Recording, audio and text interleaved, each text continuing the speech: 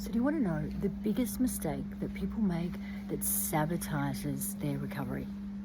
This is the one thing that so many people do that means that they relapse, that means that they fail, and means that they fail pretty quickly in their process. So this is the one thing that wasn't taught to me. I'm going to teach it to you. I'm going to explain it to you in full. I'm going to give you the step-by-step guide on to how to put this into your recovery. How to, sounds cheesy, but honestly, change your life, potentially save your life, give you a few examples, and stay to the end because I'm going to give you a secret trick on how you actually integrate this. So the thing that I was never taught was that at the center of your recovery plan, and there has to be a plan, there has to be a why. There has to be a key purpose that it's rooted in. So in the center of that recovery is the reason that you're existing, that you're getting up in the morning, and then everything, how you nurture mind, body, and spirit sits around that. And I didn't learn that till I'd failed so many times. Because when you look at the psychosocial model or the pharmacological model or, any of the different models, the rehab, I went to, healers and Buddhist therapists and clinical psychologists, and it was actually one of the clinical psychologists who taught me this in the end. So I will credit where credit's due to Dr. Reshi Joseph. He has an amazing book out, and that's who I mentored under. So I got this really wise advice, which is also based on the latest neuroscience of addiction, when we understand fundamentally what's happening in the brain around resolving complex trauma. So now I have other videos on what is addiction, how it's a symptom of complex trauma, how all those things come together. But for now, we're just going to look at the why. So I'll give you mine as an example, and that is to alleviate suffering, to inspire and empower. Now this has changed over my life. It used to be I used to do career coaching. So it used to be about helping people have a meaningful, conscious life. And for years I worked in psychology within business and organizations. And so there it used to be around helping the businesses find, be people first. So it's always been around people, but now I suppose this is one of the gifts of recovery as well. It's shifted to that service approach. So it's not so much about, what can I get from the world, but also what can I give, which does align very much with 12-step recovery. So this is going to relate for people who are in 12-step.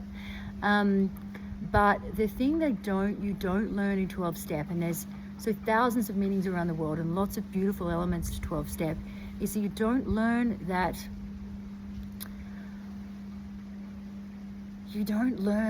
until the end, that it has to be service, that it has to be helping another alcoholic. And it's not the same why for everyone. We all have a different why. If you're a parent, if you have a different area of expertise, if you have a different set of talents and skills and creative genius to bring to the world, like you want to incorporate that into the center of why you get up during the day, and it can change throughout your life. And then you look at nurturing mind, body, and spirit around it. And if you look around here, nice place. Might look like this is very easy for me to say, privileged, living it up. I'm in Bali, happy days, very simple for me. Now I'm going to acknowledge that I do come from a place of privilege, that I was well educated, but I'm also self-made. My mum and dad come from the bush in Australia. They don't come from money. I wasn't given things. I drive a little scooter that's 800 Aussie dollars, so 600 USD. This is my friend's house. I spent a lot of time at his house, and I've got a lovely little spot which I adore, that's not expensive, because living from your why doesn't always make you a lot of money. It absolutely can, but for me, in terms of the change of direction that I've that I've had, and the cost of the addiction and not getting it sooner, has meant that I'm not raking in the cash. But that's okay, because I'm happy, because I have a meaning and I have a purpose, and also it all aligns. So how does it all fit together? So my purpose aligns to what I do every day, this being one of the channels. I work one-on-one with people. I run programs for people in early recovery. I co-founded an organization in the recovery space, which is very different to traditional rehab. So it aligns with the work that I want to do in the world. It aligns with my personal story of recovering from the depths of addiction and being very dark and low on, I'm kind of as far along the DSM-5 as you can get in terms of severity of alcoholism. So it aligns with my personal why, and it aligns with what I need to do to get better. So how do I nurture mind, body, and spirit? So this is where we look at the key elements and the plan, because often people leave a rehab with a schedule of meetings or some appointments with their with their clinical psych or their recovery coach, or with the therapist who's already from the rehab, who's already smashed with time and has a whole new client load coming in. But they leave with a few leaf sheets of what they're going to do as a plan, and not something that's really sustainable for the long term. Because the other big mistake that people make, the very big mistake, is that they think that the pain of the addiction, the pain of, even if it wasn't so dark, that it wasn't such a dark rock bottom, even if it was like what we call a high rock bottom, the pain and the shame, the deception, the lies, that even if you didn't lose everything, that's going to stop you from doing it again. But it doesn't. If you look at the science on this, that is 3, 6, maybe 9 months, depending on how bad it was, that will be a motivating factor for you to stop doing that activity.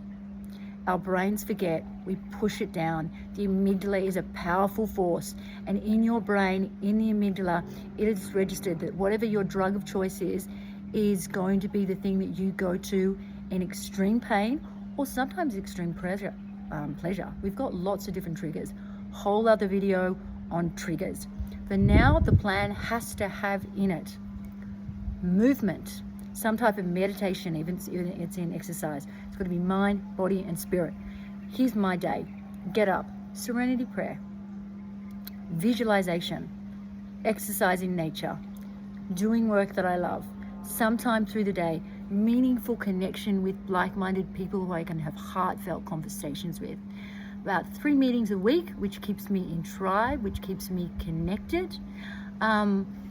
Laughter, fun, it all comes from like deep and meaningful relationships and friendships with friends. Learning, this is the thing that people don't teach you either. Another whole video on this one. To keep the brain learning something new. People in Bali get sober really quickly and they think, oh, it's because the meetings are so good. No, it's because they're learning something new in nature. So if you can like really be challenging your mind, be challenging your body, keep moving, have a why, ideally have a spiritual practice, have those elements of your environment that you're in, your internal world and your external world. Put as much focus on having them as safe as they can be, as loving as they can be, as supportive as they can be. Make sure you have accountability, whether it's the meetings, a close friend. Accountability is a really big one. So to recap on some of those key points. Now, sign up, share this video. The key points, if you've been relapsing, maybe you don't have a strong enough why that it's rooted in, to have the why to nurture mind, body, and spirit, to look at how you're learning something new, to be challenging your brain, and to be having accountability to stay on track.